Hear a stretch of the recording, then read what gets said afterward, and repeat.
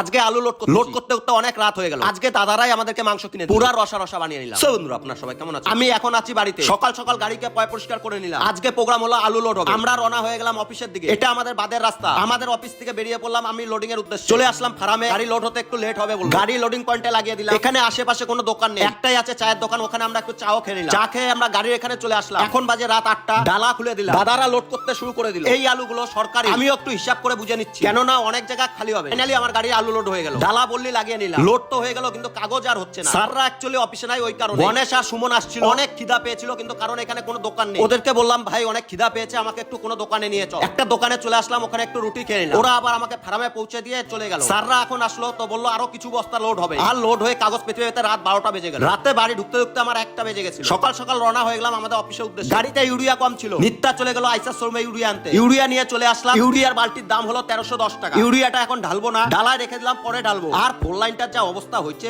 আর টুনি দিঘিতে এসে এতটাই যে জাম লেগে গেছে। আমরা চলে আসলাম আলমপুর। সামনে যে দাদাটা যাচ্ছে, এই দাদাটাই নিয়ে যাচ্ছে আমাদেরকে যেখানে খালি হবে। দাদারা আমাদের জন্য চিকেন রেখে দিয়েছিল। ভাই পেঁয়াজ লঙ্কা কাটতে লাগলো। দাদারা আমাদেরকে সবকিছু ব্যবস্থা করে দিয়েছে। তো আমরা রান্নার ব্যবস্থাটা করে নিচ্ছি। অনেক রাত হয়েছে, দাদারাও আমাদেরকে একটু রান্নার হেল্প করে দিয়ে চলে গেল। কড়াই গরম হয়ে গেছিল, আমি তেল ঢেলে দিলাম। চিকেনও ধুয়ে রেডি। আজকে চিকেনটা ফ্রাই করে বানাবো। আজকে চিকেনটা দেখতে যতটা সুন্দর লাগছে, ততটা খেতেও সুন্দর লেগেছে। এই ভাইটাকে অফিস থেকে আমাদের সাথে পাঠিয়েছে। ভাইটাও আমাদের সাথে রান্না করতে লেগে গেছে। ফাইনালি আমাদের চিকেন হয়ে গেল। সবাই মিলে একসাথে খেতে বসে গেলাম। এখন বাজে রাত 11টা। তো আজকের মতো এতটুকু। নেক্সট ভিডিওতে আপনাদের সাথে দেখা হচ্ছে।